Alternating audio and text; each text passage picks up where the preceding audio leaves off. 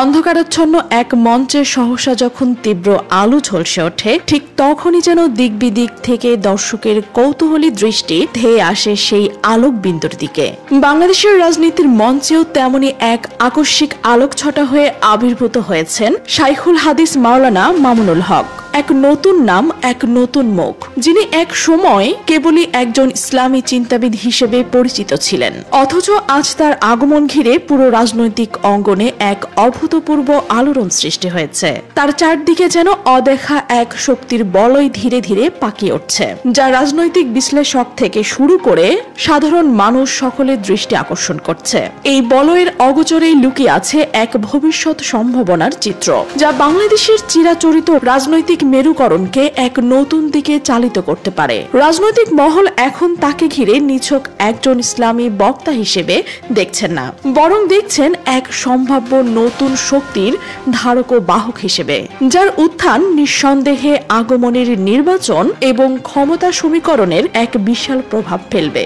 ঢাকার অভিজাত আড্ডাখানা থেকে শুরু করে গ্রাম বাংলার অতি সাধারণ চায়ের দোকান, সর্বত্রই আজ তার নাম নিয়ে চলছে অবিরাম আলোচনা। প্রতিটি আড্ডায়, প্রতিটি চায়ের কাপে চুমুক দেওয়ার ফাঁকে যে প্রশ্নটি ঘুরে ফিরে আসছে, তা হলো কে এই মামুনুল হক? কোথা থেকে এলেন তিনি? বরং তার আগমনে কি সত্যি রাজনীতির পুরনো হিসেব নিকেশ পাল্টে যাবে? তার নাম নিয়ে যে গুঞ্জন এখন লোকমুখে, তা কেবল কথার কথা নয়, নির্ভরযোগ্য সূত্রগুলো থেকে যে খবর ভেসে আসছে তা রীতিমতো চমকে দেওয়ার মতো। শোনা যাচ্ছে দেশের দুটি বৃহত্তর রাজনৈতিক শক্তি, বাংলাদেশ জাতীয়তাবাদী দল বিএনপি এবং বাংলাদেশ জামায়াত ইসলামী, উভয় দলই নাকি এই নতুন তুর্কিকে নিজেদের তাঁবুতে টেনে নেওয়ার জন্য তীব্র প্রতিযোগিতায় নেমেছেন। এই প্রতিযোগিতা শুধু মামুনুল হকের গুরুত্বই বাড়াচ্ছে না, বরং বাংলাদেশের রাজনৈতিক প্রেক্ষাপটে যোগ করছে এক নতুন, জটিল এবং গভীর মাত্রা। এই টানাপোড়েন, এই অদৃশ্য দড়ি টানাটানি দেশের রাজনৈতিক ভবিষ্যতের মোড় ঘুরিয়ে দিতে পারে, এমনটাই ধারণা করছেন বোদ্ধা মহল। তবে যারা মামুনুল হকের এই আকস্মিক উত্থানকে তার রাজনৈতিক ময়দানে প্রথম পদক্ষেপ বলে মনে করছেন, তারা হয়তো ইতিহাসটা সঠিকভাবে জানেন না। দেশের প্রথম সারির দৈনিক প্রথম আলোকে দেওয়া এক একান্ত সাক্ষাৎকারে মাওলানা মামুনুল হক নিজেই স্পষ্ট করেছিলেন যে রাজনীতি তার কাছে মোটেই নতুন কোনো বিষয় নয়, বরং এটি তার রক্তে মিশে আছে, তার চিন্তা চেতনায় গেঁথে আছে সেই ছাত্র জীবন থেকেই। তিনি বলেছিলেন, ছাত্র জীবন থেকে আমি সংগঠন ও রাজনীতির ভেতরে ছিলাম। এই কথাটি তার বর্তমান রাজনৈতিক বিচক্ষণতা এবং প্রভাবের একটি বড় কারণ। তিনি বরাবরই বিশ্বাস করেন, ইসলামী আদর্শকে যদি সত্যিকার অর্থে সমাজের প্রতিটি স্তরে, রাষ্ট্রীয় কাঠামোতে বাস্তবায়ন করতে হয়, তবে রাজনীতির ময়দানে সক্রিয়ভাবে অংশগ্রহণ করা ছাড়া আর কোনো বিকল্প পথ নেই। এই দর্শনই তাকে আজ এই জায়গায় নিয়ে এসেছে, যেখানে তিনি শুধুমাত্র একজন আধ্যাত্মিক নেতা নন, বরং একজন সম্ভাব্য রাজনৈতিক খেলোয়াড় হিসেবে বিবেচিত হচ্ছেন।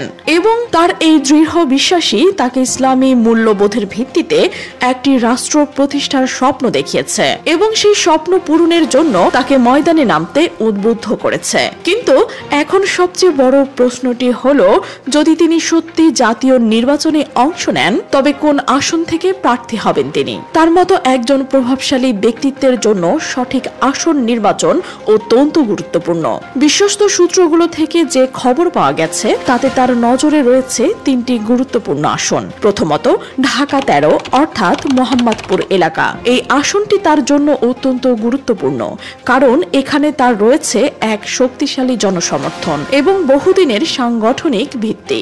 মোহাম্মদপুরের অলি গলিতে তার অনুসারীদের একটি বিশাল কর্মী বাহিনী সক্রিয়, যারা যে কোনো প্রয়োজনে তাকে সমর্থন জানাতে প্রস্তুত। দ্বিতীয়ত, ঢাকা 7, যা ঐতিহাসিক লালবাগ এলাকা নামে পরিচিত। এই আসনটি তার জন্মস্থান, যেখানে তার শৈশব ও কৈশোরের স্মৃতি জড়িত রয়েছে। জন্মস্থানের প্রতি মানুষের এক গভীর টান থাকে এবং এই টানকে কাজে লাগিয়ে তিনি এখানকার মানুষের আবেগ এবং সমর্থন নিজের পক্ষে আনতে পারবেন।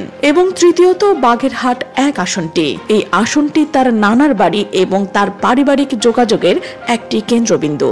পারিবারিক ঐতিহ্য এবং সম্পর্কের সূত্রে এই আসনেও তার একটি নিহিত প্রভাব রয়েছে, যা তাকে নির্বাচনে লড়তে সাহায্য করতে পারে। এই 3টি আসনই তার জন্য গুরুত্বপূর্ণ কৌশলগত অবস্থান তৈরি করেছে এবং প্রতিটি আসনেই নিজস্ব বৈশিষ্ট্য ও সুবিধা রয়েছে। তবে অভিজ্ঞ রাজনৈতিক বিশ্লেষকদের মতে এই 3টি আসনের মধ্যে শেষ পর্যন্ত মামুনুল হকের সবচেয়ে বড় ভরসা হবে ঢাকা 13 অর্থাৎ মোহাম্মদপুর আসনটি। এর পেছনে রয়েছে সুস্পষ্ট কারণ।